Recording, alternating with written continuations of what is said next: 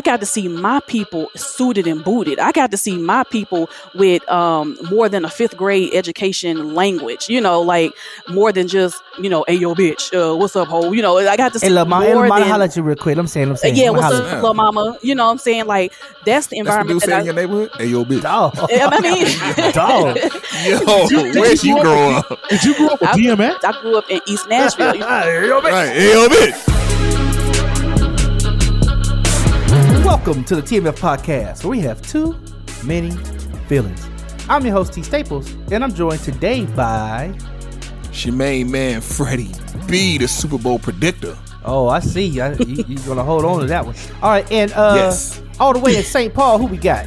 What it do? It's your girl, Lana Boo. And she's booed up today, Alana. Go ahead and introduce your co-host. Oh, my goodness. I get to introduce this guy. He's the most amazing, loving, caring, supportive, wonderful man, God-fearing, just overall amazing individual put on this earth. And I get to call him my husband. His name, ladies and gentlemen, Sean William Parker. Mr. Parker, how you doing? Man, I'm loving life. And with that introduction, how could I not? I mean, hey, heart, stars, and horseshoes, clovers, and blue moons. Pots of golden rainbows. Lucky charms. I'm just saying. Magically delicious. Right. I was going to get to that part. What I'm saying? Listen, for all y'all at home, we'll bring you all these feelings from the comforts of our homes. That's right. 100% remote. So if you feel our show us how you feel by subscribing. We need that subscription, y'all, so you can get notified of the new episodes when they drop. Hey, and if you like what you hear, send us a message. Our handles are in the description below. We love to know how you feel. In today's episode, we're going to be talking about PWIs versus HBCUs. Who gets you better prepared? Ooh. But first, it's time for a moment I like to call the Internet Never Loss.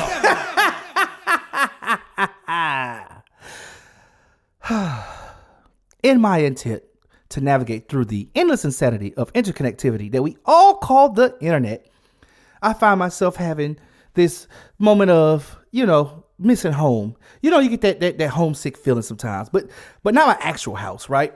Not my where I was born and raised at. This homesick feeling is kind of like my HBCU home. That's right. I am a proud attendee of an HBCU, the Tennessee State University.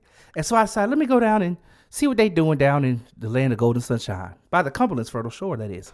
And as I am looking down into the land, I see that the Tennessee State Alumni Association has some good little footage they putting out. And I discovered this interesting clip, which is now, for me, the spawn of my interest in what's going on in the land of PWIs versus HBCUs. So, Parkers, Freddie B, y'all sit back and listen to this right here. We're going to have a discussion today. We actually discovered the original law from 1913, which described how the federal allocation was going to be divided. And in that state law, I have a copy of it here.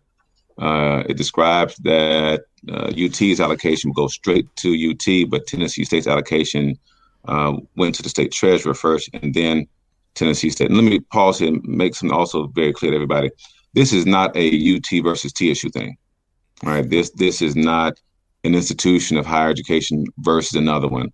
A UT versus TSU. This is two land grants that work together, and they work cooperatively, but one was giving more funding than the other. And also, let me say this is not just a Tennessee thing. Even though we're focused on Tennessee State because we're graduates of TSU, this is happening and has happened all across the nation. If you look at any 1890 land grant, you'll discover that none of them have received their state match since their inception. So this is a broader conversation to be held about, what it looks like to fully fund these institutions. And also understand that, these dollars that were used to fulfill the waiver request, again, think about that. Every time there's $100,000 or $1 million that went to fulfilling the state's match request, that's $1 million that could have gone towards scholarships, to building maintenance, and other things. For example, there are some 1862 land grants that individually have a larger endowment than all of the 1890 land grants combined. There's some 1862 land grants that have $1 billion of an endowment, and the endowment of all the 1890 land grants only comes to about 740 million because they kept getting their match and their money. Now, here's the problem. Tennessee State's records only go back to 2000. They don't go back that far because they don't have those budget books. So one day I just embarked upon going up to the state archives in our building here at Cordell Hall in the Legislative Library. And I just began writing down every allotment that went to UT. And when I saw Tennessee State was not in the budget book, then I realized that TSU did not get their state match that year. Where do we even begin to understand why all of this is happening? Of course, we can give, lots of credit to racism, and we can give lots of credit to people just absolutely not caring about Tennessee State. But to hear how the government in so many ways has tried to keep Tennessee State under the thumb of oppression all these years, really. It's astounding. Things just weren't right with Tennessee State, and they weren't going to be right until we got to the bottom of this. Every year I kept coming back asking for more money, and I kept getting denied. They said, well, look, we're just going to form a committee to fully investigate how much Tennessee State has been denied by the state of Tennessee, and then we're going to go and find a way to cure that. So I want to give that background. I know it's a lot to digest, but believe me, it's worth it, particularly when you know that a report was written in 1970 that tried to stop the bleeding 50 years ago, and their recommendations were not heeded then. Wow. Okay, for all my audience out there, you heard some of that. We're going to talk about it a little bit more. PWIs versus HBCUs. Do you feel your alma mater, if you went to school, that is, now, not to alienate nobody, but if you have an alma mater that you claim, do you feel your alma mater prepares you for your life and career? And how do you propose we level the playing field in the future when it comes to monies that are given to PWIs and HBCUs? This has been yours truly in this week's edition of the Internet Never Loss. I don't want to laugh at that. It ain't funny. Let's fix it, y'all. Send us a message. Our handles are in the description below. Let us know how you feel. Alana Boo, Sean, Freddie B. Wow. Did y'all hear that? Well, shout out to Representative Harold Love for putting that together and actually doing that research and fighting for his alma mater, Tennessee State University, to get their just due from the government.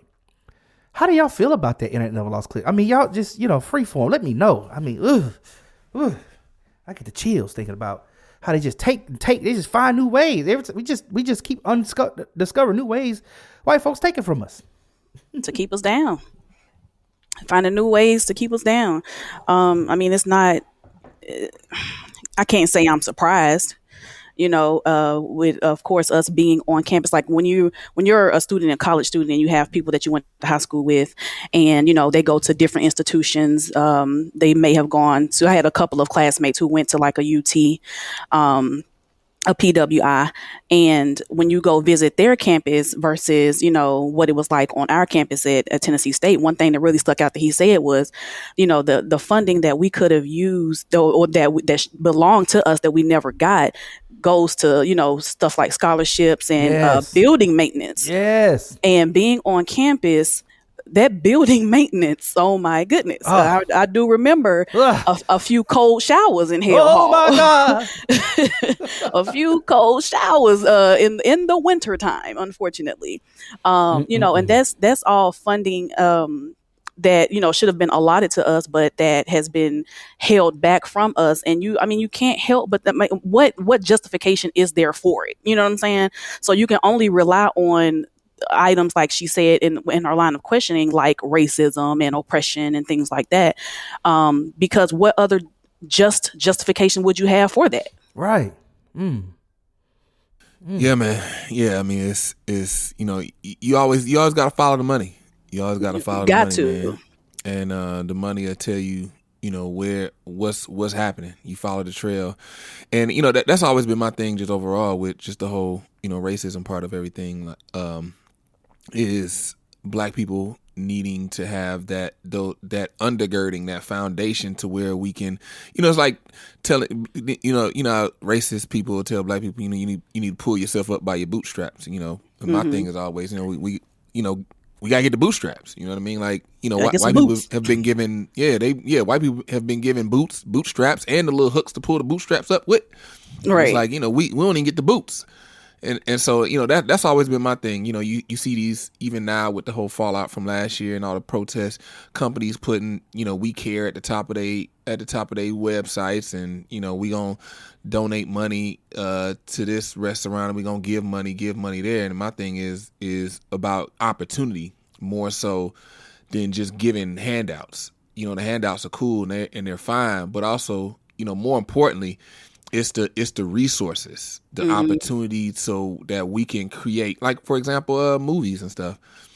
So to bring it back to this subject, the colleges, the HBCUs getting that funding so that you can have all these resources at the school. So Black kids, and then especially when Black kids going to see schools, you going and you seeing this nice place, like Black athletes, they go to HBCUs and be like, this look a little bit better than my high school stuff, or look the same. But then you go to Alabama, you go to Texas, like, God dang, they got PlayStations everywhere. Like, when you said a big school, let's just talk about something like Campbell University. That's the name of the school. Oh, yeah. Let's talk about Campbell University. Okay. Like, that's not even a huge, like you said, Texas, Alabama. That's even them. They had their own sports facility just for the athletes. You know what I mean? So they can live and eat and stay in their ecosystem and never have to be kind of tainted by the other campus. You know what I mean? Like, mingling with the other campus, the rest of the campus. They got that whole thing isolated. Or UT Knoxville, same thing. They got their whole athletic department set up, like, where it's just this immaculate thing. Where you go to HBCUs, it's like, well, the stadium might still be working or intact, or they may need to get some repairs. At most colleges and universities, in the United States, the athletic department is what drives the revenue for the school. Yep. When a school wins a national championship, the enrollment the next year normally increases by double-digit percent.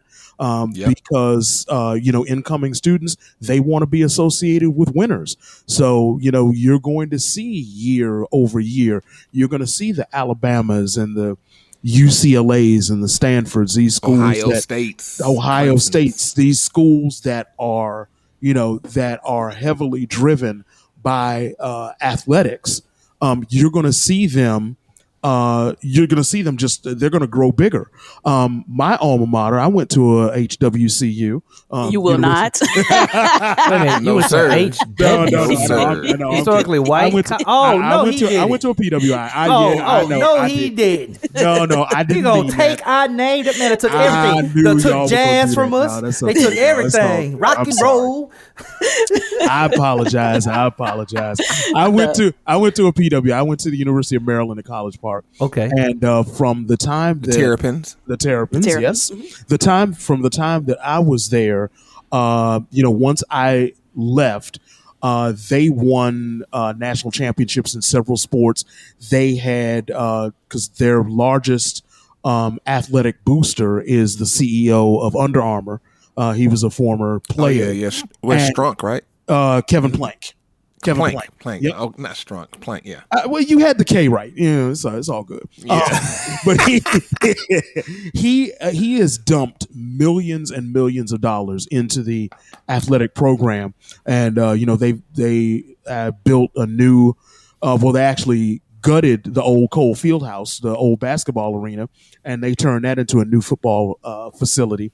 So they're investing heavily into the athletic program, and as a result, they've gotten additional money, additional enrollment into the university as a whole. They have increased the tuition.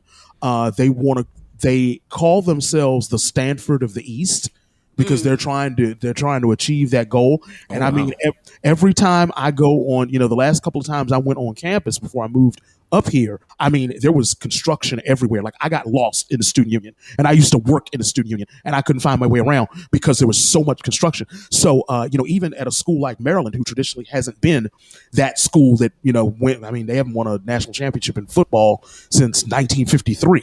So, but they are still successful in a lot of their other programs, and it just, raises the profile for the whole university. I mean, right now, I couldn't go to Maryland if I wanted to. I wouldn't qualify academically, or I wouldn't have been able to afford it. So, these schools, it's an arms race with a lot of these schools. But the thing is, taking it back to, our conversation, when you set the system up, you know how to exploit it. Yeah. So the system that's in place, it was put in place by, the presidents and chancellors of the predominantly white universities. So they're going to know how to exploit it and get the most out of it. And unfortunately, who's going to suffer? The little guy is going to suffer. And in this case, who's the little guy? The HBCU. And I think the biggest problem is that with a lot of these things, we have not done the studies that needed to be done, because the study that Representative Harold Love did is very revealing. It's very revealing. But like, let me just be straight up with you. Freddie B, did you know about that? Did you know that there was a difference between 1890 and 1862 land grant institutions? The majority of the 1862 ones were PWIs, and the 1890 ones were HBCUs. Like, we don't know this information, right? Until somebody brings it to the forefront, until somebody does a study, because you just automatically assuming, well, Tennessee State University, a land grant college and university, should be getting its money from the states, every year for whatever it raises. You get a match based on this particular law. Who's double checking this stuff? You know what I mean? Because it should be the student's responsibility. I mean, is it the faculty's responsibility? Is it the administration's? At what point? Where does it break down? At what point are we missing the mark in our community, and we're not raising the proper flags? Because we do raise flags. Don't get me wrong. There's a lot of calls for reparations, right? We all, this last presidential run that just passed, a lot of people saying, we need reparations. We need something. Come on now. Joe Biden, you get in there now. You need to put us in your plan. There's a lot of calls for it, but sometimes it's like, how do we properly investigate these things? And in my estimation, I don't know how far this investigation is going to go of, PWIs versus HBCUs and the monies they receive from the state, how far that's going to go, because I have literally been let down by the government in the past so many times. HR 40. I don't know if you guys know about that bill HR 40, which has been presented since the 90s on the floor of the Senate and rejected. It's been rejected since the 90s. All it's calling for is the study of reparations for African Americans in America. They want to know, okay, what if there is a thing? Let's just study and find out what would that thing be. You know what I mean? Who would that thing go to? We can't even get that passed to study it, because they know if you start to study it, things like what Representative Love brings out comes out. Mm-hmm. Oh snap! UT been getting their money since their inception, but Tennessee State hasn't? Well, I mean, not to get, political, but we all know that there's a certain segment of the legislature that doesn't want things like that to come to light. They don't want, minorities, in particular African Americans, to gain a level of equal status and equal power and equal representation, because if we get a sniff of that, in their mind, that means that we are going to come out and vote, and we are going to vote many of this particular group of people. We're going to vote them out of office. So it's all about, at the end of the day, it's all about holding on to power. Even the acknowledgement that you did something wrong, right? Not even that acknowledgement. Not acknowledging stuff, bringing stuff to the floor. It's all about trying to save face and trying to save power. But who are we saving face from? And this is what I'm still not understanding about. Even, it's like, okay, so say it's about white versus black, right? Let's just make it like easy. Say it's about white versus black.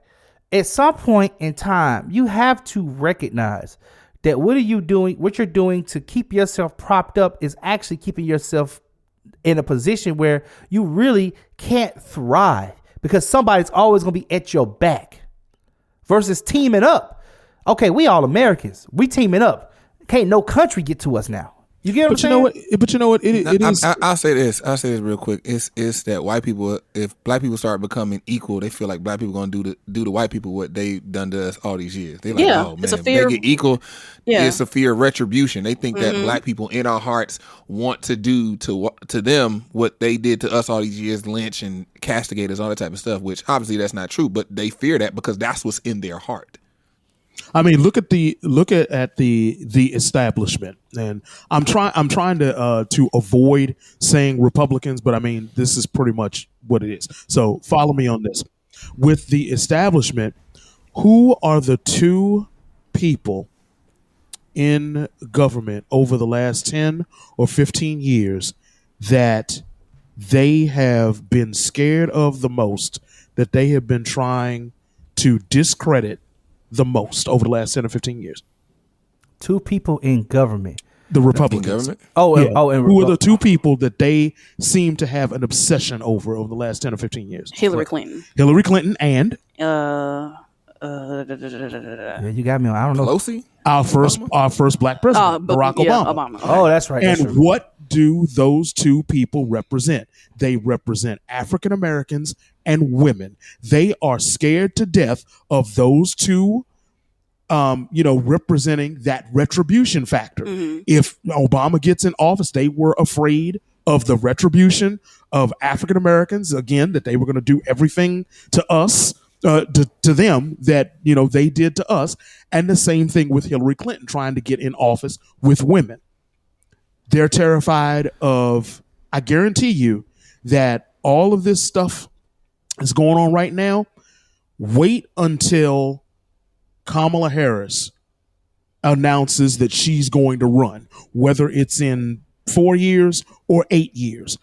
You think that they came after her running for vice president? Just wait, because now she is the combination of both Obama and Hillary Clinton in one.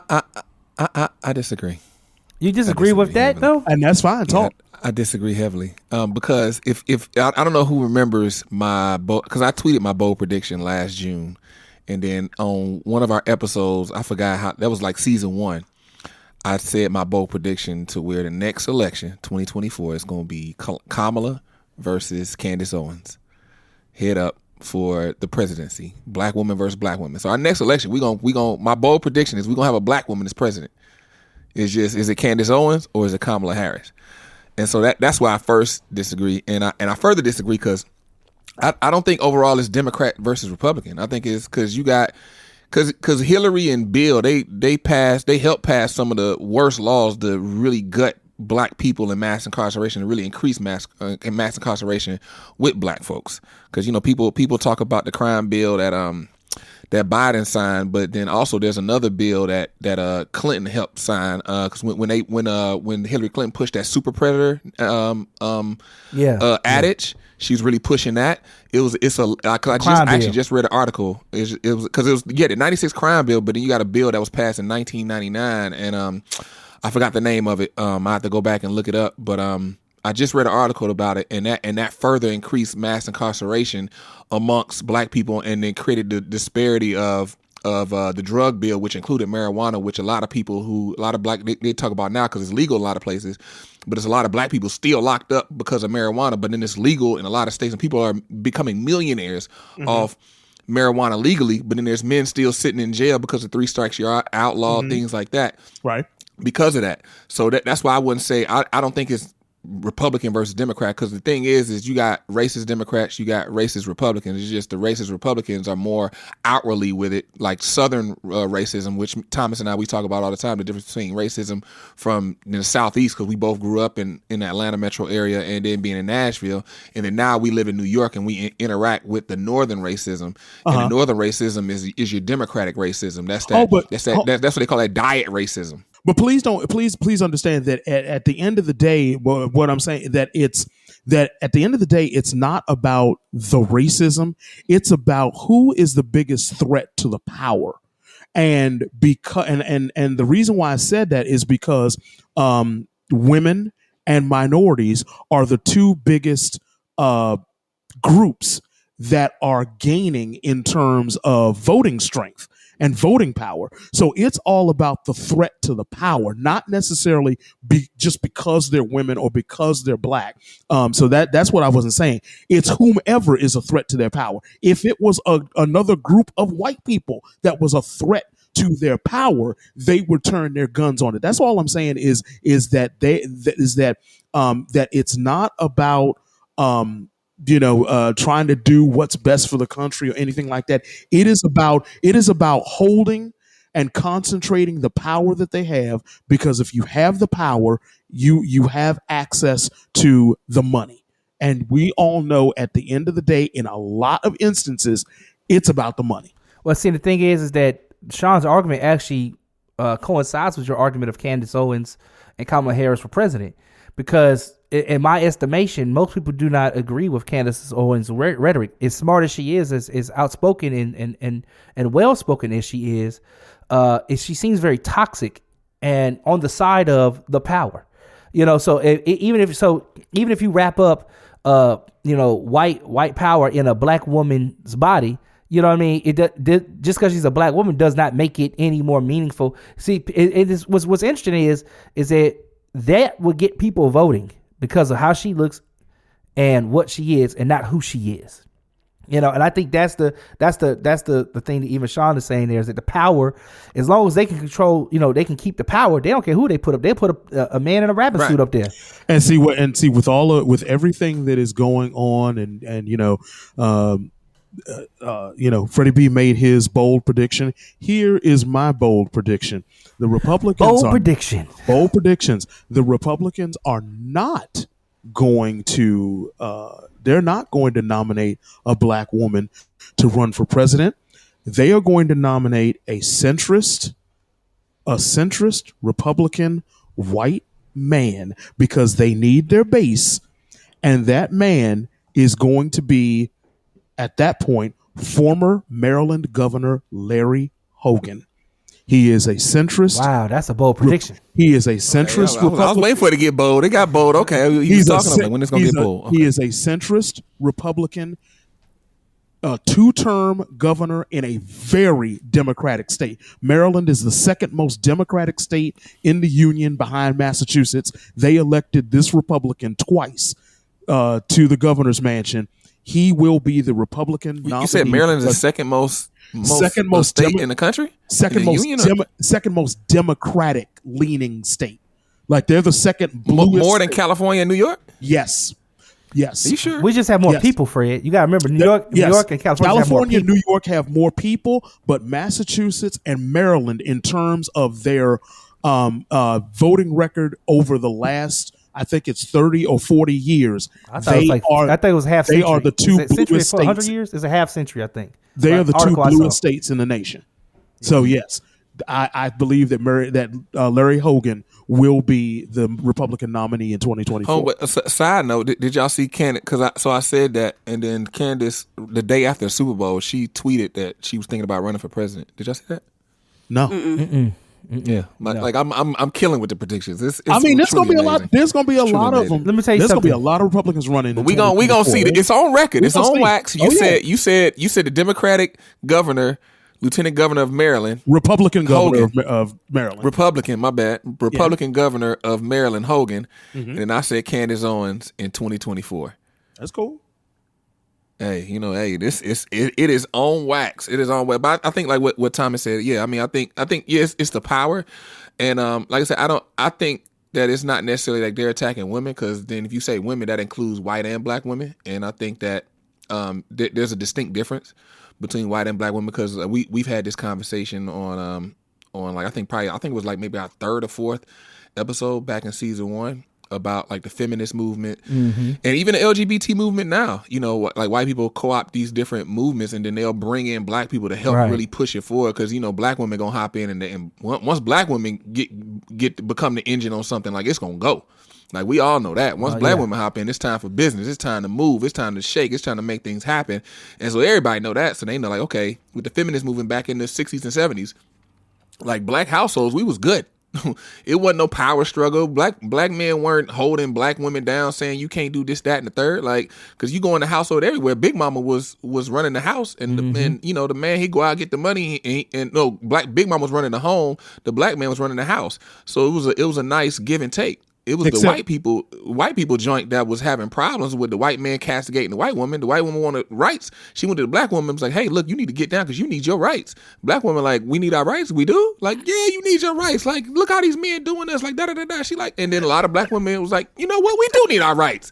And they started fighting and then blew up the black home. And then if you notice, if you look at black demographics, the top of the 1980s is when black people just imploded everything. Everything. That's when the start of everything just imploded. Our wealth, our marriage rates, our households having two parents, drug rates, school to prison pipeline. Like 80s decimated black people, and that was right after the feminist movement. You know, they always say that the feminist movement wasn't the movement for black women, but they were used as a tool to help the movement along. Exactly. And like LGBT said, movement. Black women have so often been the engine that made the car go. So that's very interesting that those two phrases came out of your rant there, Freddie B.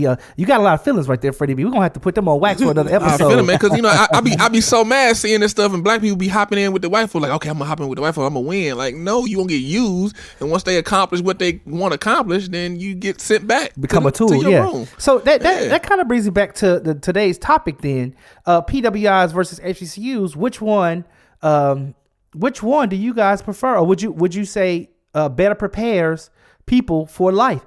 And I'm just be honest with you.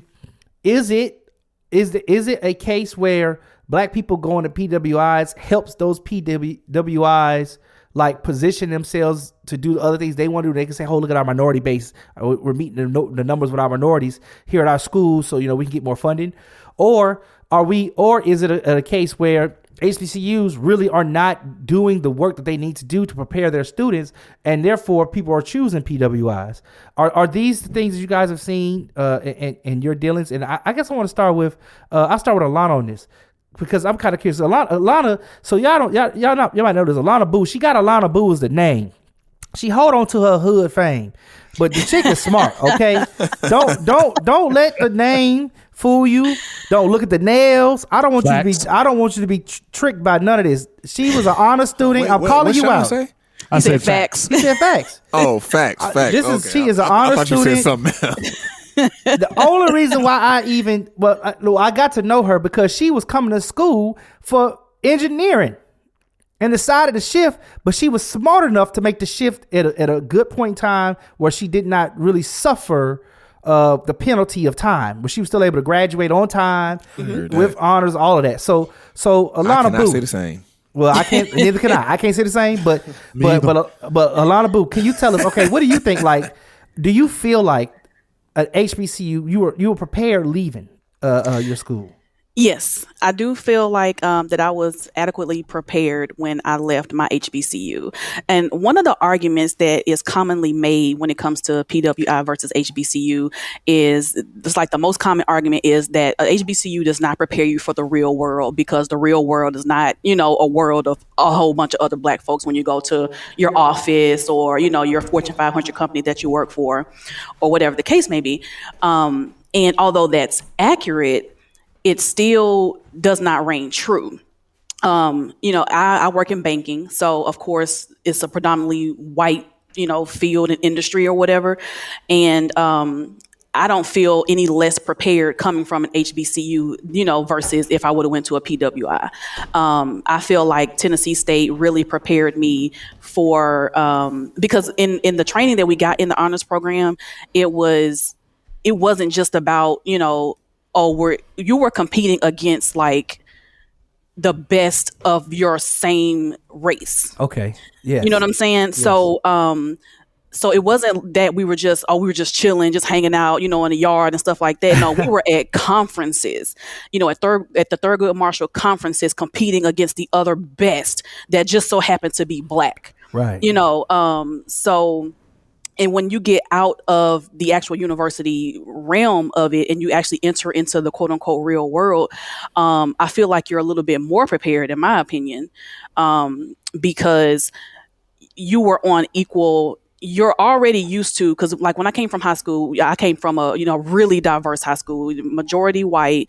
We had some Hispanic, we had some Arabic, and then we had, of course, some Black people as well. And so I already came from a diverse world. I wanted to go somewhere where my race didn't matter. Basically, when I walked out that door, I was just a woman. I wasn't a Black woman. Right. So, so that's something that, that brought me comfort. It made me relax, to feel like, whew, okay, now I don't have to always, look over my shoulder or feel like when that professor made that snide remark, she was addressing it towards me because I'm the only Black student in this class. Right. So that kind of took a little bit of the pressure off going to a HBCU.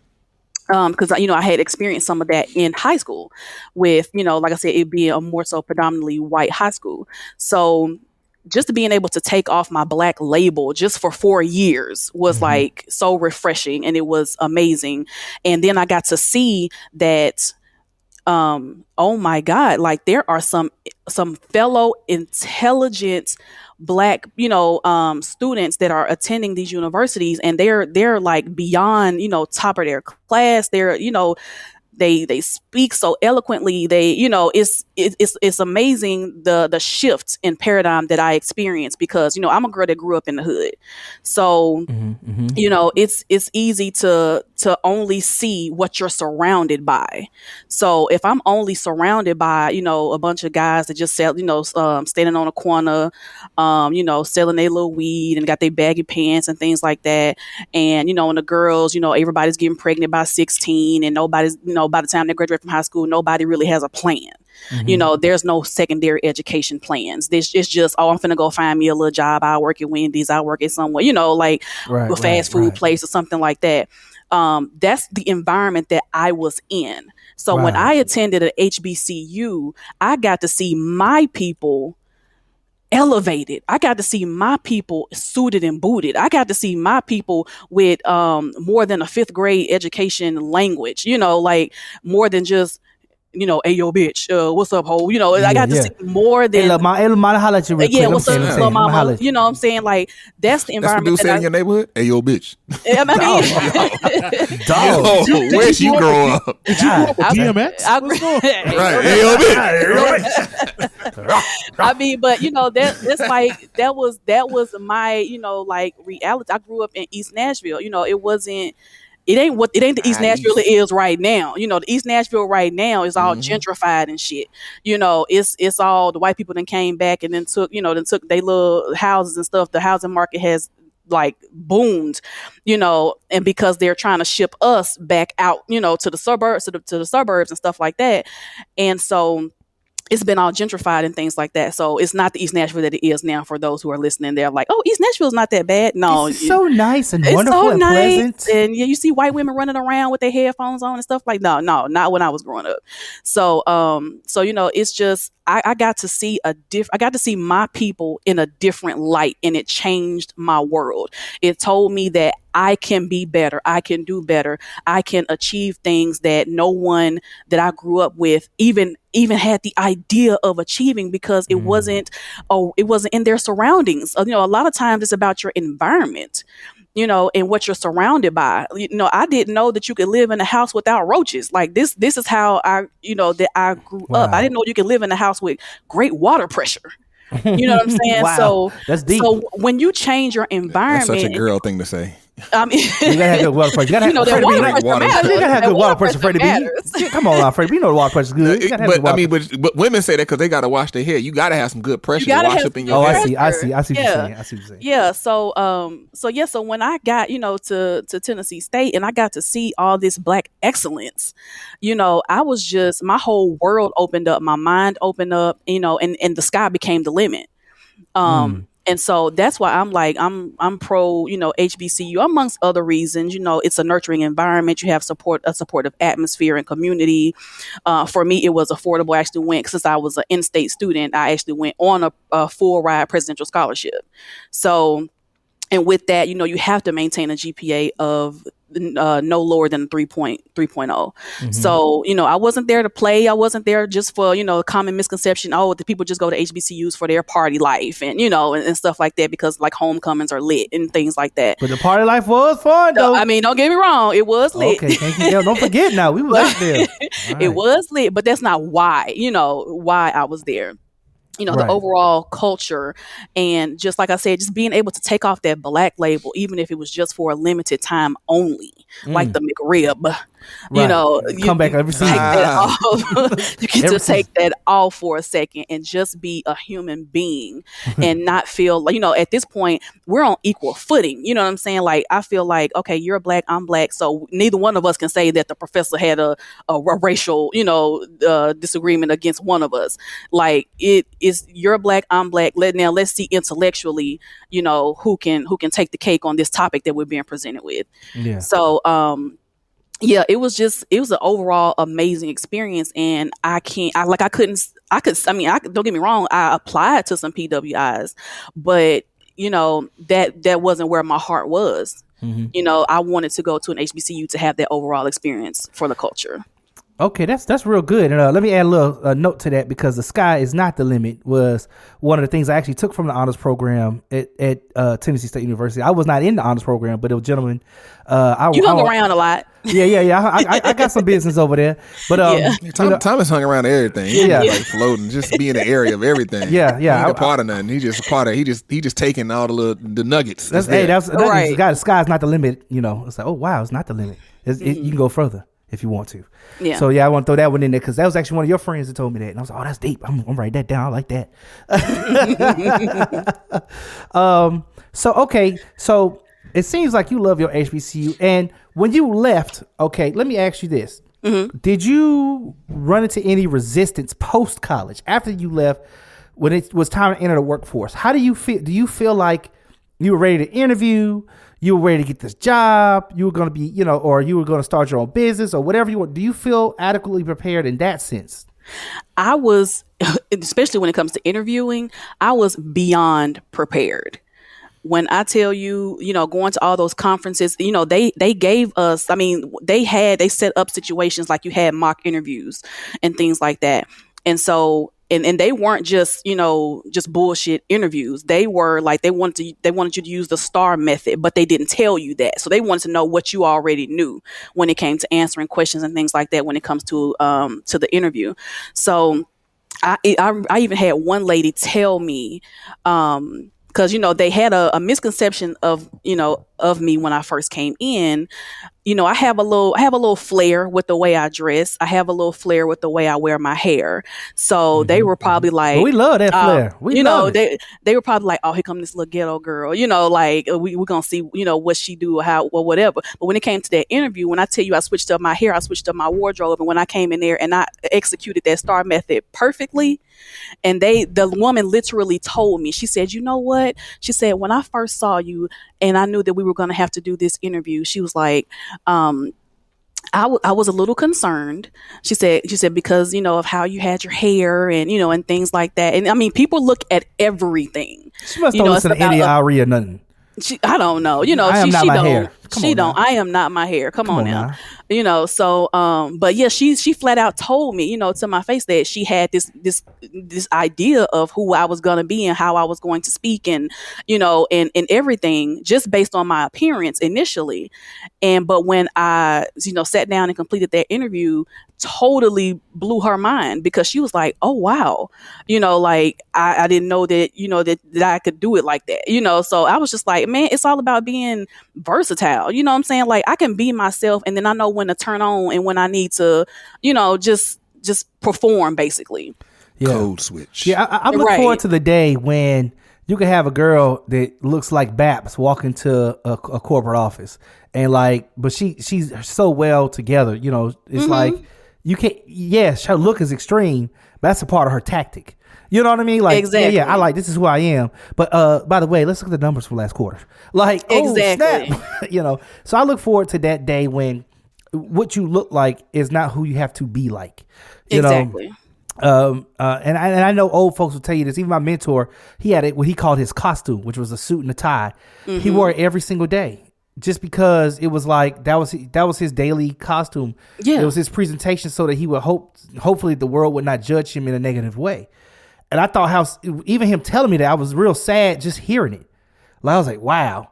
And I think it's one of the reasons why I kind of rebelled, because you know how I used to dress in college, and I kind of rebelled from even the way I came up dressing in college, you know, to like just doing at the most polos and jeans, because it was like I just feel like it's too much emphasis on how you look. Oh snap! That's true. I just thought about that. Yeah, like, yeah. When I first met Thomas used to match his earrings with like his shirt and everything. I remember when I first met you was outside of John Henry's. As far as I can remember, you had like John Henry's, a pink, like this like little soft pink dress shirt with a tie, with the jeans with the Steve Madden, old school Steve Madden bowling shoes with the pink earrings, and he was nicely like the haircut was ping pang pow and like lined up. And it's like, oh snap, he right. Thomas is not like that no more. Yeah, but part of what that changed was just like, as I got that tutelage and mentorship in corporate America for preparing for corporate America. I think I was I don't know if you call it disheartened. I was saddened by it. It just like disenchanted. Yeah, it disenchanted. Thank you, Freddie, for a better word. Freddie got words. You know what I'm saying? You know, like, you know what I'm saying? I was disenchanted by it because it was simply that I was like, I can't believe that this matters so much to people. Right. Because you hired me for who I am. And it's interesting when you talk about interviews, how when you go on interviews, I do feel like I was prepared for the interview process as well. I actually don't even know what the STAR method is. I do want you to break that down for us. But I don't know what that is either. But I was very prepared for interviews. Matter of fact, to the point where I've gotten jobs where the interview was just like ended so short. It was like one or two questions. It was like, I don't even know why we're here. Listen, we got you.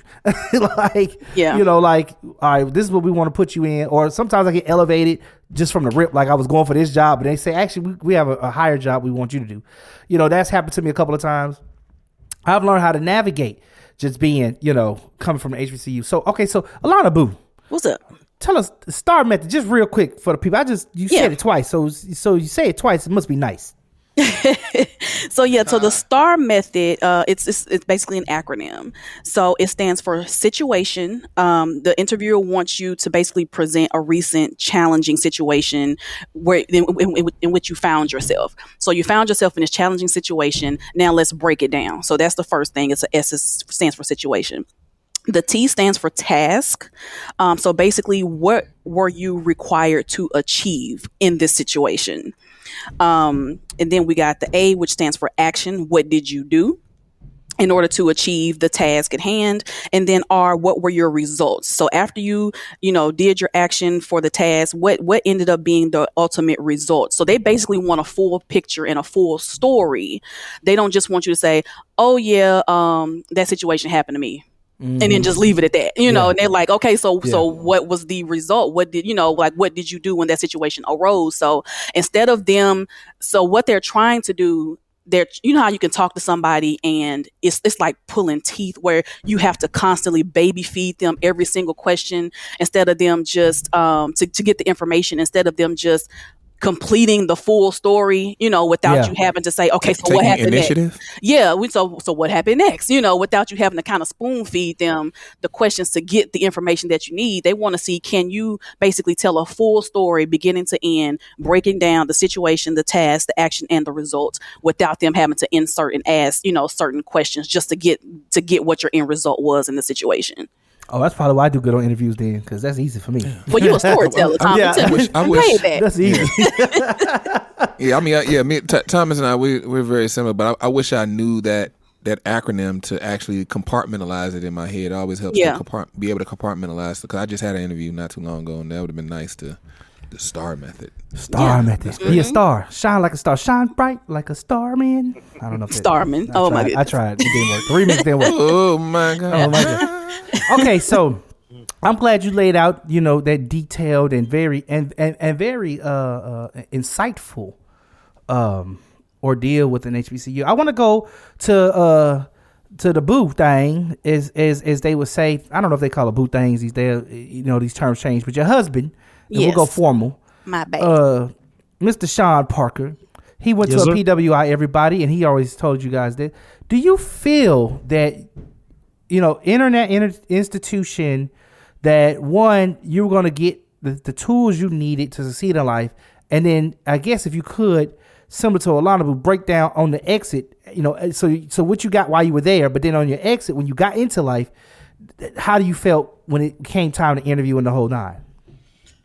So I do feel like my experience at Maryland prepared me for life, and going into Maryland, my experience with education, period, had always been integrated. Even though I grew up in a black neighborhood in Glen Arden, Maryland. They weren't selling no drugs, though, was they? No. Oh, okay.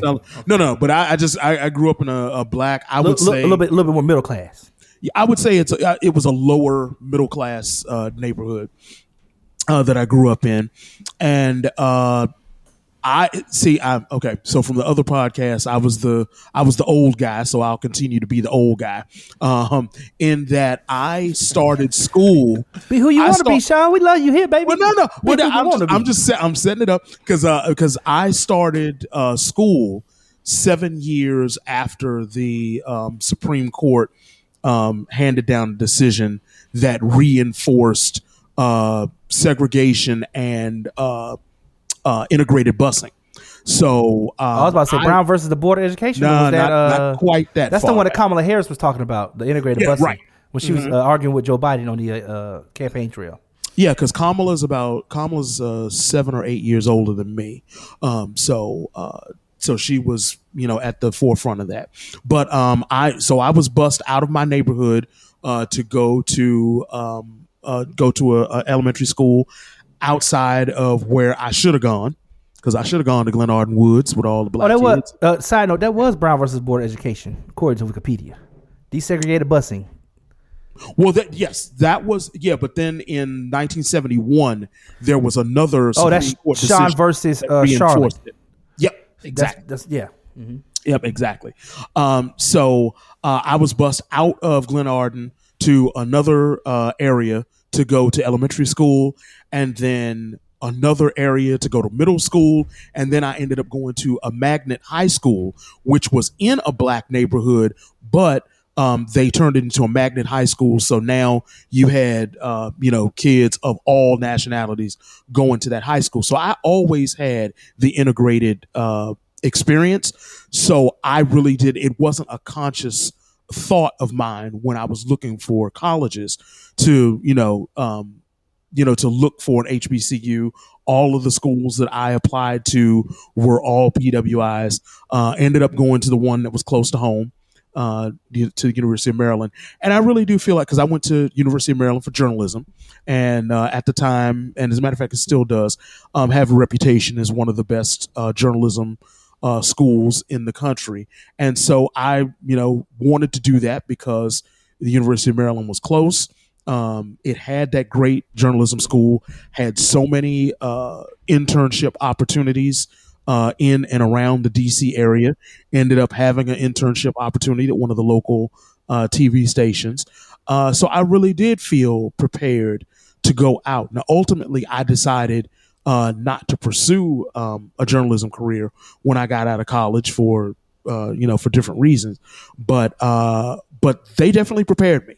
I felt from the classroom to the internship to all of the social interactions that I had, I really felt like I was ready to go out into the world, and it served me well. Now, I will also throw out here that I was one of those people that believed in that stereotype that Alana alluded to earlier, that HBCUs don't prepare you for the real world. I was a firm believer of that for years, but I've come around, in the last 10 years, and I really understand and see the value of HBCUs, because I didn't think of them on equal footing with PWIs. I didn't. But what was the? I was going to ask you, what was the catalyst behind that? Like, what made you? What put that in your mind that they were not on equal footing? You know what? I think I just bought into the stereotype. There was nobody was really feeding me that, because I was the first person in my family to go to college. So I didn't. Got you. That wasn't. Yeah, I think I just fed into the stereotype, the propaganda. Exactly. I fed into that. So I was like, okay, well, hey, going to this white school, University of Maryland, cool. White is right, baby. But I came around to the fact at the end of the day that it's an institution of higher learning, and if you get a higher education, if you get a higher and better understanding of the world that we live in today, that it doesn't matter what the name of the school is. It just matters about the quality of the education that you get.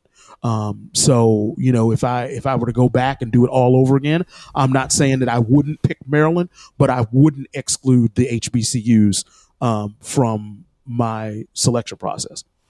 That's good news. That's real good news. Yeah. I think it's interesting and telling that, we are talking about schools of higher learning. We're talking about I think they call it post-secondary school, right? This is after you have left high school. We're talking about going to some college or some university, and on some level, and maybe I'll be wrong in saying this, and I'm gonna throw this to Freddie B in a second here, but at some level, if they're accredited, they're accredited. Period. Mm-hmm. Period. Black, white, Mexican, don't matter. It's accredited. It's on some level. Now, I think the experience you get from a particular institution is partially. Not just the role of the institution itself, but it's the role of the individual student and what they decide to get out of their experience. And I'm going to throw this to Freddie B, because this is one of the topics that I think he can really speak toward as far as going to HBCU himself and being a student therefore. Actually, so Freddie B has a unique situation where he came earlier than most students would come to a college. And he left later than most students would leave a college. So I think, can speak to Freddie B. And I think you just tell us, to the experience of you kind of getting something from your institution. And so, Freddie B., what would you say? Is it about going to HBCU or PWI, or is it more about the experience that you choose to get? I think with colleges, that's a big part of it. The experience that you go in and get. People have different experiences. Obviously, if you make it anecdotal, people will say different things, but it's also what you get out of it.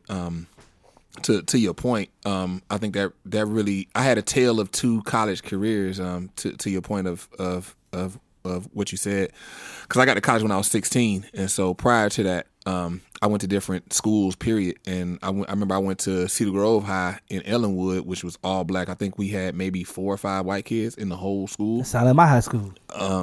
Yeah, and so if you're on the east side of Atlanta, in Decatur, Ellenwood, Stone Mountain, in that area, you'll find a lot of black people from the hood all the way up to the middle class, where Thomas grew up with Stevenson. But even before that, I went to a high school. I went to a middle school where I was in the M2M program. Atlanta had an M2M program. It was called Minority to Majority, where they were, because Fulton County is very, very long. It's not wide, but it's very long. And so South Fulton it's County, silly. Whoever drew the lines Fulton County is selfish. Yeah, it's totally silly. Like, you see the county, it's like long as hell, but it's super skinny. You can drive east-west through Fulton County like 20 minutes, but north-south it'll take you like probably an hour and a half, 2 hours. But South Fulton County is black. North Fulton County is white, so we would get bused to North Fulton County. I remember, man, I had to wake up before the sun come up. Like, I would leave to go to school maybe like 6:30 in the morning. I wouldn't get back to like 6 p.m. to go to school, and it would be like multiple buses. It was almost like taking a flight. I had a layover at one high school to catch another bus to go home. It was crazy. So you understand Sean's experience, right? Yeah. So by the time I got to college, like me, when I applied to a whole bunch of, like, I applied to some of the. Like, you like, if you heard the colleges I applied to, it'd be like, how do those even match, Freddie? But it was more so of a situation where, like I said, I was 2 grades ahead of myself, so I was always smaller and younger and shorter than all the other kids. So I got bullied like a lot all through school, all the way until I got to college. So school was I'm just trying to get in, get out, and not get beat up. That was it. I got bullied by white kids, black kids, Asian, any kid that you could think of, I got bullied by. And all different types of bullying, from getting punched in the stomach, in the face, and slapped upside the head, to gum in my shirt, gum in my hair, all that. You know what I mean? Like, like all the stories I got, like a lot of kids kill themselves over. But I'm here. It is what it is. So when I got to college, it was just like, I was just applying to schools. Like, I didn't really care, to be honest with you. And then my mom said, you don't want to be in debt. Take this one that's giving you full scholarship. I'm like, oh, which one is that? I didn't even know all the ones I even got scholarships with to my mom. My mom had to lay it out for me. Like, I was like, oh, okay, well, I'll go to this one. End up going to Tennessee State. So when I went, I had no thought of HBCU and PWI, what any of that meant. I could honestly care less. I kind of knew because my mom and my dad went to Morris Brown, HBCU in Atlanta. Man, rest in peace. And my mom, but resurrected, but rest in peace. Yeah, and resurrected. They coming back. And then my mom, she went to Tennessee State as well. She had transferred to Tennessee State as well, another HBCU. But I didn't know the level of it because my parents didn't really push it on me like that. They was just like, he's smart. He graduated 2 grades ahead of himself. He make straight A's. Like, they were looking at the future like, oh, he gonna graduate college when he's 20.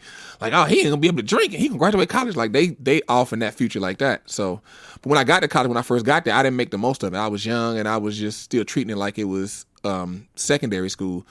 But as I got there, I started to learn and meet people and be in that ecosystem to where I changed my major, sat out a semester. I wasn't prepared to go to college, basically. But then I got prepared while I was there, and then that's why I was there for the length of time I was there. And so then I ended up getting into communications and starting Freddie BTV, and then I start understanding college and how to get the most out of my experience. And so I started making money and building connects and building a community and building stuff around me to where I knew people, a network, actually like building and using what it was for. Got an internship and all that. And so looking back on it now, that's why I take the stance that I take now with school and HBCUs and understanding the economics with colleges and how they work, to what Sean said earlier about athletics. And you understand like that's the main pipeline for money into schools. Like you have boosters, you have alumni and alumnus overall that give back, but that main one is athletics. So, you understand all that money going back into school. And me, what I would say, if I had children, and what I would say with anybody is, undergrad, go to HBCU, and then grad, go to a PWI. So you can, because I do understand, I do understand the name cachet that comes with like, oh, you're a Michigan man, you're Ohio State man, you went to Alabama, you go into places and they see that, oh, you went to Ohio State and the hiring manager went to Ohio State. Like that's you put that in the bag, stuff like that happen. And then you understand that environment. But that undergrad, you go to HBCU, build that foundation. That's why Thomas, myself, Alana, we can go back to homecoming every year. Like every year we go back to homecoming. It's a family reunion. We go back. We see all our friends. We see our circle. We see our crew. We hitting them up like, you on a homecoming? We get back and we could just be our black ass self. To where like black ass she want to work right. Lana Boo was talking about code switching earlier. You as a black person, you got to do that. You can't just talk regular and just be talking, because white people take it as aggression. They take it as fear. They get scared. They scared something might happen, and it's just like you thinking like, I'm not doing nothing. I'm just here. I'm just I'm just talking. I'm just doing what was natural in that moment. But they read into a lot of stuff that black people do unnecessarily. And it's like, white people do the same thing. White people do a lot of the same stuff that black people do, but you just reading into it because I'm black. My skin is dark. So we go back to homecoming, like I said, to what Alana said earlier, it's not about she black no more. She go back to homecoming, it's just she Alana. And that's so confident to black people when you could just be Freddie, you could just be Thomas, you could just be Alana, you could just be who you are. And that's what people expect. And people ain't reading into what they reading into is because they know you and they not reading extra into what you're doing. And you got that foundation. Like you go to PWI, they don't go back to homecoming. It's like you go to homecoming, you in school, once you graduate, you gone. That's it. But we go to HBCU, we got that foundation. We got that family nature.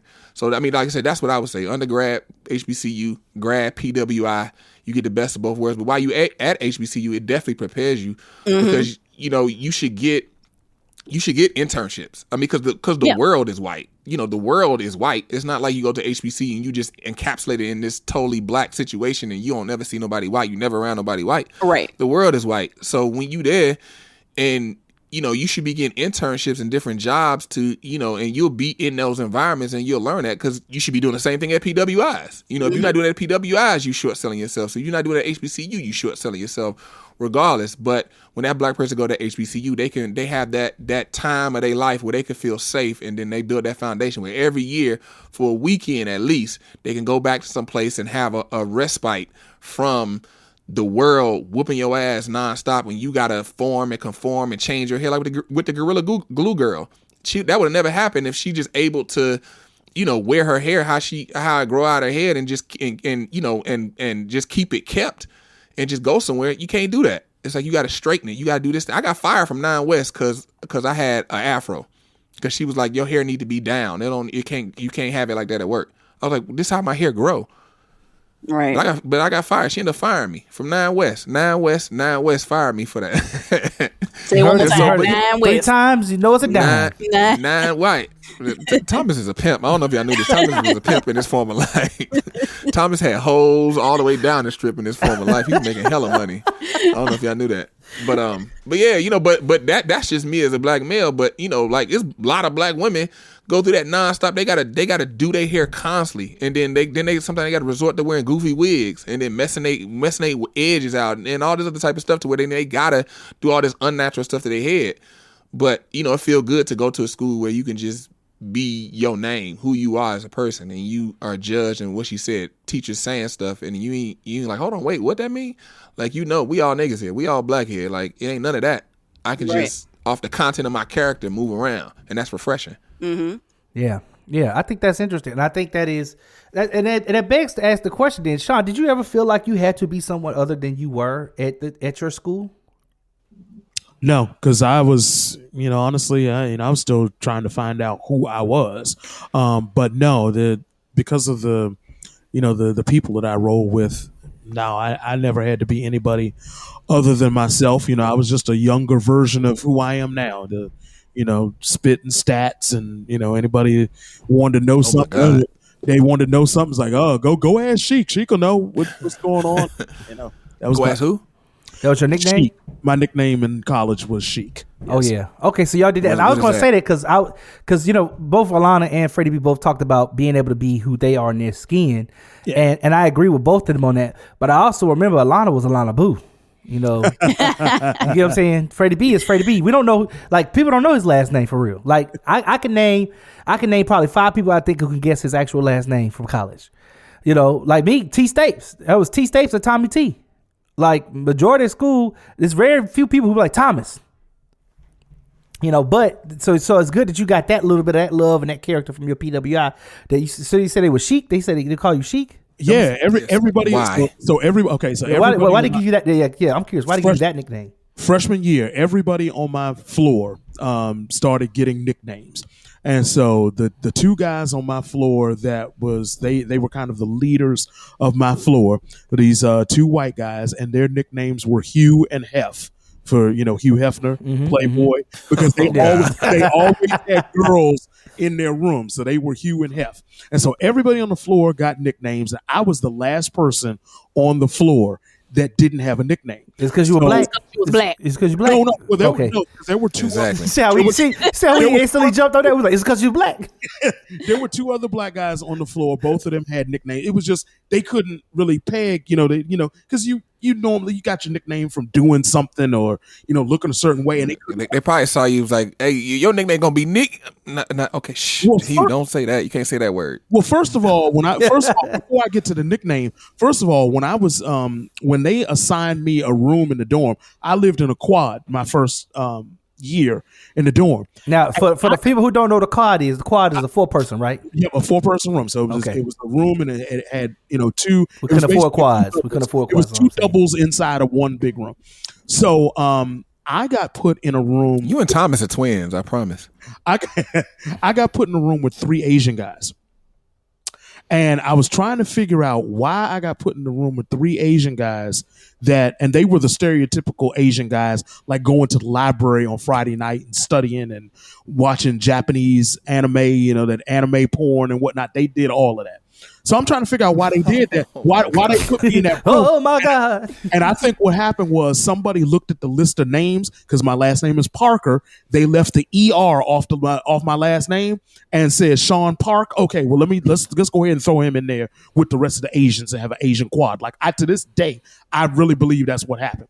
But anyway, so one day a bunch of us went to. Y'all was eating fried chicken, fried rice. It was racial, pretty much. So a bunch of us went to a football game at stadium. We're sitting there. We're in the student section. It was September, but it was still hot. It was like 90 degrees. It was hot. So I grabbed a towel and I put the towel around my head and I put a rubber band around it. And I had my sunglasses on. So I'm sitting there. So Hugh and Hef are probably sitting about 10 rows up from me. And they yelled down, Sean. And I turned around and looked up at him. And Hugh looked at me and snapped his fingers and went, Sheik, that's your nickname. And everybody in the section was like, yeah, Sheik. And to this day, everybody else's nicknames fell to the wayside. People I know from college still call me Sheik when they talk to me. So mine was the last nickname. Well, yeah, I mean, of course, they didn't want to hold on to Hugh and Hef. I mean, you know, I'm pretty sure they didn't want to go into corporate America with that. they especially now, like when you said Hugh and Hef, I was like, oh my God, I know they want to bury that. Right. I know they got some stories. Probably they lose all they just little call me jobs. Chris. Just call me Chris, please. Well, yeah, I got some stories off mic that I could tell y'all. It's crazy. Yeah, that's funny. Crazy. But yeah. Yeah, and so it's not all flowers and sunshine, people. You know, there are other stories out there about the different institutions. I think it's colleges in general. I think one of the things that I think I was let down with in my college is when it was time for me to make that shift. When I mentally figured out that I no longer wanted to be in the degree path I wanted to be in, I started reaching out to teachers and the path of the degree I wanted to be in, and I wasn't really getting that acceptance or that pull in to like, okay, this is what you need to do. You need to do this, and that. And though there were things that I could have done to further my education and to change my major and move along in the degree path I was more interested in, I just kind of felt like I was let down by my university in that area because it was like, I was like, what do I do? How do I do it? Mind you, I knew Alana Boo. I could have just been like, hey, Alana, what you do? How you change your stuff up? I literally could have done that. I just never did. So I think it is a part of this experience. The experience you get in college is at your own helm there. You must take the reins and make your experience your own. But I also think that not all universities there's no such thing as perfect, right? Right. And so you can't expect all because we giving y'all the sunshine, the hearts, the stars, the horseshoes, the clovers, and blue moons here. And, so I want y'all to realize that it's not all good, but you have to make sure that you take your education seriously, and you must take your trajectory seriously as well. Your path is, even if things change. I was always told that college was a sparring ground. I use college like that. I use college to really spar for life. Like, okay, this is what I really like. I like this. No, I don't like that. Let me try this. Let me do this. I really sparred in college, and I really discovered who I was, who I wanted to be, and where I wanted to go while I was in college. So when I stopped going to college, when I left college, it was just easy for me to hop into my career. Actually, I was already really in my career in college. Yeah, you were. A lot of people say like, man, you was already doing stuff in college. You did probate videos. You worked for this group, that group. You know what I mean? Then me and Freddie B linked up. We worked on his show. I mean, it's funny. I can name to you maybe 5 or 6 shows that I worked on in some capacity in college. And so the fact that I actually went out and started working professionally in the television industry is just by no mistake. And in production in general, all the stuff I've done in production, period, and entertainment. So I think college is a great sparring ground. You have to make sure that you define what your trajectory is going to be and what you want to get out of it. Because if you don't, you could walk. There's a lot of people who like lost souls in college. As one guy I'm thinking of, I wish I could name names. I wish I could have got permission to name his name. But there's one dude I know went to college for 21 years. And I could tell people from Tennessee State, I know who he is. He had a pocket protector with pens in it. And oh snap! So as soon as I say that, everybody gonna know. But you know, we can't say his name. I don't know if we can, but I just feel bad if I do because the brother he did graduate. It took him a while. Yeah, I know. I remember he told me Barry. His name Barry. Mm-hmm. Brother Barry, actually, is what we used to call him. Oh, brother. Okay. Brother, yeah. I remember when he told me his name. It was like, B Scott. Both of y'all named Barry. Oh snap! right. But yeah, brother Barry, he went to school for many years, and he finally graduated, and it was a big deal. And he was you could tell he was a smart guy, but he had taken so many classes. Oh my God! I want to know what his official his credit hours were at the end. Like I know it's in the 500s. It gotta be. He took so many different classes, and but so you don't want to be. I mean, nothing wrong with what he did. I just think that's a lot. I can't imagine what his student loans look like. That's all I'm gonna say. Because that's right. It was like how he pay for all that. That's what I'm trying to figure out. I've been trying to figure that out. I know he's real happy that Joe Biden and Kamala Harris are president and vice president right now. He's hoping for that student loan relief package to come along. I'm pretty sure he's first in line. He's like, hey, me first, please. So anyway, but it's not all it's cracked up to be. And then on the PWI side, I know there's things that, like for example, I've talked to people who've gone to PWIs who they talk about almost getting lost in the sauce. Where I've got friends from University of Tennessee Knoxville, and they was like the black corner was just our corner. Like it's a small corner. It's like almost 30,000 kids at that school. So it's probably like 1,000, 1,500 black folks. You know what I'm saying? So they become like they black coalition. And it just be like, damn, like, they kind of feel like they in a sea of white, basically. When I was at Maryland, the only fraternities and sororities on campus that did not have a house on Fraternity Row were the black ones.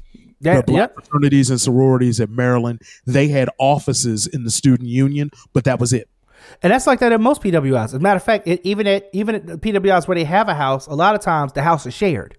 It's like this is the I was gonna say at Vanderbilt they got Vanderbilt they got all the Divine Nine on the front facade of the house. Yeah, they share one house. Yeah. So and then wait, on top of that, it's not even as big as the other just houses that just got one fraternity or sorority. Right, it's smaller than the other houses. Right.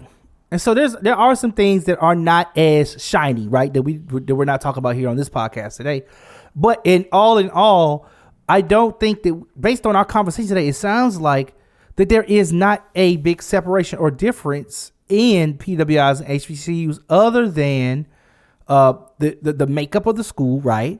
And you get prepared at both, but it seems like that feeling of being able to feel comfortable being oneself is more prominent at HBCUs where you can just go and be and exist. Right. And I think that's one thing that's a rare feeling to have in America, at least for African Americans, because so often we have to conform to or perform for in a sense of like Freddie B and Lana talked about code switch in the workplace, in the office, out at Walmart, wherever. Where when you go to an HBCU, especially if you stay on campus, it's almost like you enter a Wakanda. It's like many Wakandas at a lot of these HBCUs. Like Southern University, Tennessee State University, FAMU, South Carolina State. I can name those specifically places that I've visited those campuses. I'm pretty sure Howard and others, but I'm just saying places I specifically have visited where you enter their campus and Southern doesn't feel no different than Tennessee State. Doesn't feel no different than FAMU other than the colors. That's it. They got different school colors. That's it. And a different mascot. I don't like snakes, so I don't mess with FAMU. But you know what I'm saying? Like, but most places you go, it kind of feels like, not to say it feels like home, but like I said at the beginning of this episode, I kind of felt homesick. And when I was searching for my Internet Never Loss clip, it just felt like going home to watch that. To hear black folks talk about black folk, these issues that would need to be resolved. And it just felt like I was like coming home, listening to mama and daddy talk, like, oh, okay, what's going on? Oh, dang, something going on with cousin? For real? Where we did not have to censor ourselves or change how we looked and change how we existed in the room so that we could feel comfortable. Right. And I think that's the big thing, that the big takeaway though here is that no matter what school you decide to go to, the choice is yours and yours alone. But you must remember that you also have to choose your path. You have to kind of you have to make sure that you have a focus while you are there. And you got to try to get something out of experience. Freddie B mentioned me going and being a part of multiple organizations while I was in school. Listen, I was in marching band. I participated in Society of Civil Engineering. I was in 100 Black Men. I was in Generation Educated Men. I messed with the honors group. I was like, listen, I jumped in all the circles. I was trying to figure out what everybody was doing. Like, okay, what we doing over here? Oh, wow. I was with the TSU radio. Like, I had a ball, and I really got a lot from it. And one of the things that I took away from a lot of money from it. That's what he really means, y'all. I did. I actually got paid by the university at one point in time. They hired me to work for them at one point in time. And in multiple capacities. You know, one time me and Lana did some stuff. Then I went and worked for the agriculture department, which was like totally left field to everything I do. And I really tried to get the most out of my experience. But I will say the biggest thing that I got from being at the HBCU is the connections.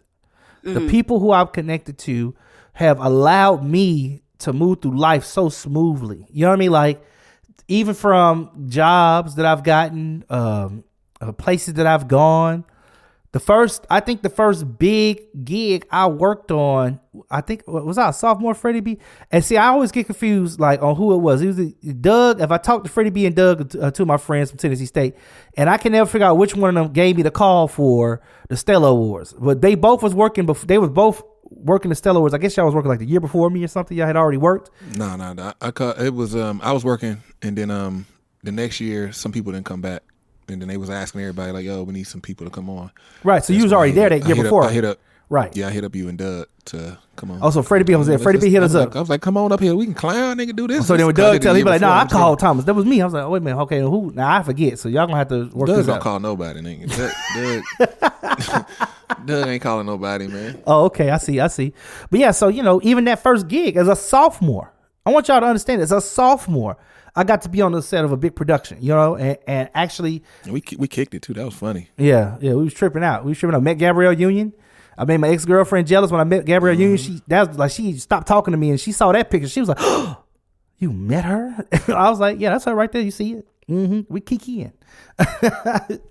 And she was single at that time. I should have hollered at Gabby, but I ain't gonna talk about that because she already got a man. She married. But anyway, I got a lot from my HBCU. So would I have had that same experience at a PWI? I can't really tell you, because it's something that's magical about being around your own folks. You know what I'm saying? It's kind of like Tiffany Haddish calls herself the Black Unicorn. It's something magical about that Black experience. Being around all the Black women, the Black men trying to come up, making friends and camaraderie. People I'm still friends with today. I trade stocks with a bunch of people from the same school I went to, Tennessee State University. We got a stock trading group, and we just trade stocks together. You know what I mean? Like, just making money together, having fun. So it's kind of hard to say where I would be had I went to Georgia Tech or any other schools I applied to. And I put this out since everybody else talked about the schools they applied to. I actually applied to 2 schools. And the only one that I applied to and paid a fee for was Georgia Tech. The other one I applied to was Tennessee State.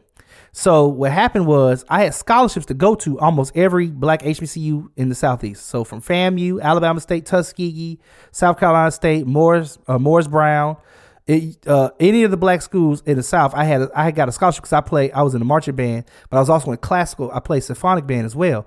So I had auditioned for all these schools. Tennessee State just paid the most. So of course, in order to accept that scholarship, I had to apply for the school. So that's how it ended up being 2 schools I applied for. So if you must know, that's my story. And that's what got me to Tennessee State. They paid the most money to me. So I was like, all right, cool. They paying the most. I'm going there. And that was it. It wasn't quite like Freddie B, where I was totally not knowing of the situation, because I knew HBCUs were important to our community. And my mom and dad both went to Alabama State. So I knew there was an importance of HBCUs to our community. It was, for me, more or less a business proposition. It's like, okay, who paying the most though? Well, listen, man, this will be good. I'm glad we got this episode out. So, okay, let me get the final verdicts from everybody. Y'all got my final verdict. Alana, what's your final verdict? PWI, HBCU. Although both are capable of producing successful Black citizens with positive contributions to society, I'm going to have to go with an HBCU. Sean Parker, PWI or HBCUs? Wow, because in my mind, I want to call it a tie, but you know what? In my old age, I think I'm actually going to lean HBCU. Wow. Okay, that's good. That's good. We like, Sean has come home. I said, come on home, Sean. Come on home. We love you over here, Sean. We love you. Freddie B, last but not least not last. What do you say? PWI I'm going to say HBCU. I'm going to say unequivocally HBCU. And then, grad school, then, hit the PWI. Okay. All right. I like that. You like a little mix there. A little collegiate jungle fever, if you will. Yeah, undergrad, you don't get the experience, you don't get the foundation. Grad school, it don't make sense to, because like what we said, we know the funding. So, grad school, get the name, go get why you should go to a PWI. Get the money, get the name, so you can have it, but you got the foundation at home. That's good. Listen, y'all, this has been a good episode. I hope y'all enjoy what you heard and take away some nuggets here and go look into land grant institutions. If you want to do some more research, it's a great. Yeah, most definitely. Yeah, it's a great. Because I didn't know that. Oh, you didn't know about the. I didn't know the terms. Like when you start, because we do pre-production, and you said that 1890 and 1862. Yes, the land grant. Yeah, I didn't know the terms. I mean, I knew the general stuff, but the terms is where you get that specific information to really paint the picture for you. And what I'll do is I'll put a link in our description below for the Association of Public and Land Grant Universities policy brief, so that you guys could read into a little bit of the history on how these institutions came about and what they're supposed to be getting from the government. Not just land. Another word, land grant, right, is in the title, land, but it's also financial matches of money they raise. And we need to make sure that these schools are funded equally so that everybody has equal opportunity, no matter what school you go to, PWIs or HBCUs. That's another good one. I ain't really think of it like that. Land grant. It's in the name. You get land and you get a grant. Yeah. So it's in the name. Grant. Oh. So we got to make sure that everybody's getting their money, So I hope everyone's found this episode to be educational and a little bit of a joy to listen to, or a lot of a joy. It seems we had way too many feelings about this topic, though. T is for Tennessee. S-T-A-T-E-U. University. T-S-U. Hey. So look, right. Send us a message. Our handles are in the description below. Let us know how you feel about PWIs and HBCUs. We'd love to hear your feedback. This has been a good one, y'all. I've been here with... It's your main man's Freddie B, representing the Tennessee State University. All right. The land of golden sunshine. Right. I love that. And who else we have? It's your girl, Lana Boo. Make sure you go to a HBCU. That's right. Oh, I see you, Kimbo. Booyah. She does it again. And who else we have with you, Lana? We've got Sean William Parker, the main event voice, representing the University of Maryland. Raise high to black and gold. All right. That was black and gold.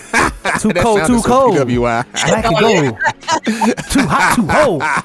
The black and gold. Too cold, too cold. And I'm yours truly, T Staples. And make sure you catch us next time when we have too many feelings. Peace.